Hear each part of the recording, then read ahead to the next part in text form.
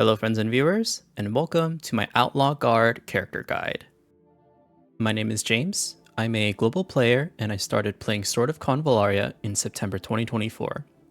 I'm a longtime strategy and turn-based RPG fan with the Fire Emblem series, Tactics Ogre, and Unicorn Overlord as some recent titles I enjoy. I'm a PvE-focused player in Sword of Convallaria. I have no interest or knowledge of PvP. As a global player, I lack the technical knowledge and exposure to the Taiwan and China scenes.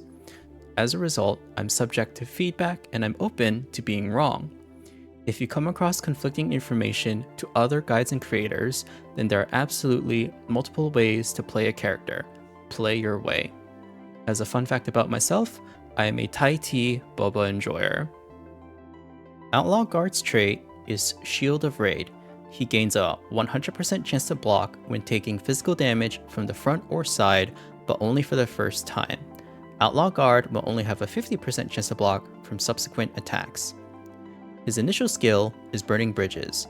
This is a single target attack that trades some damage mitigation for a major physical attack boost, with a hypothetical 100% uptime on offensive stance.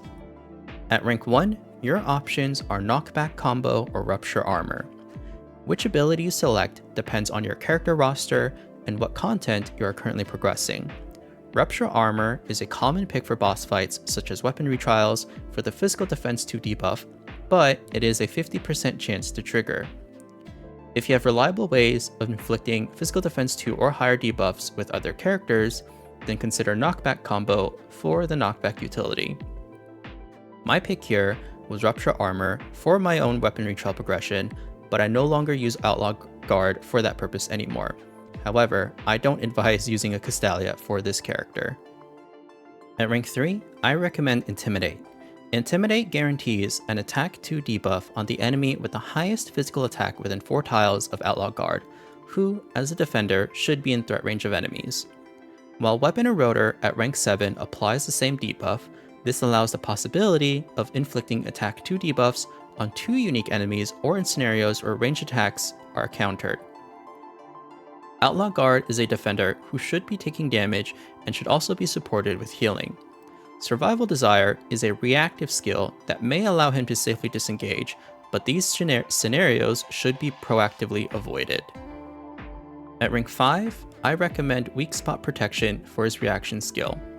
Weak Spot Protection will net more damage mitigation, and even more so against Seekers and bow-wielding Watchers who have higher crit rates. If you want to play Outlaw Guard more aggressively, then consider Rage. Rage may be more useful to meet DPS checks for certain encounters. At rank 7, I recommend Weapon Eroder. Weapon Eroder is a ranged attack that applies an attack 2 debuff. As mentioned with Intimidate at rank 3, the 2 skills inflict attack 2 debuffs, so you can select this and potentially have attack 2 debuffs on 2 unique enemies. Additionally, because of its ability to deal percentage piercing damage, it is frequently useful and not dependent on Outlaw Guard's gear. While Thorny Armor also does inflict piercing damage, it is gear dependent as it scales with Outlaw Guard's physical defense, and it is contingent on Outlaw Guard being targeted for damage. This is my general build recommendation that focuses on debuff support, but Outlaw Guard needs to attack every turn to inflict and maintain the Physical Defense 2 debuff from Rupture Armor. In this build, use Weapon Eroder on cooldown and basic attacks between Weapon Eroder casts. In scenarios where Weapon Eroder is not useful, consider substituting for Burning Bridges. For weapons, consider Tuning Hammer to add Dispel utility or Hollow Axe for a defense increase. For trinkets, Disaster Bottle is a good option for additional debuff support, especially when Rupture Armor fails. You can consider Mystery Guardian for additional mitigation, which pairs well with his trait. Any other trinkets for more mitigation or sustain are fair and sufficient options for Outlaw Guard. For Taros, consider Redemption of the Judgment to provide more debuff support for your party. Consider Guidance of the World if you're more focused on Weapon Eroder usage. Otherwise, look at Silence of the Hermit for damage mitigation, or Course of Fortune as a generally used tarot. For engravings, Pinnacle engravings have a higher ceiling for HP and defense rolls. This resonance will provide some cushion when Outlaw Guard is injured or dying. Otherwise, consider Pentacle and Wand. Outlaw Guard does a good job of mitigating physical damage, that's his class's intended purpose. With Pentacle and Wand, you can decrease physical damage taken even further. To provide some composition and usage tips, Outlaw Guard is a defender designed to take physical damage. When using Intimidate, ensure he is constantly within enemy threat ranges, and when using Rupture Armor, ensure he is attacking every single turn. With Weak Spot Protection, Outlaw Guard is a great unit to take the lead on tanking Seekers and bow-wielding Watchers. Outlaw Guard is more vulnerable to magic damage. As Intimidate focuses units with high physical attack, consider using Weapon Eroder to focus on magic damage dealers. For external category buffs, Outlaw Guard is a member of the Drifter category. Miguel's aura will give him 5% more attack and 10% more defense than typical leader's auras. Abyss provides a Drifter leader's aura as well, but I recommend Miguel's aura instead if possible, and only consider Abyss if it's your only option. This concludes my character guide. As mentioned in my disclaimer, I welcome feedback and I'm open to being wrong.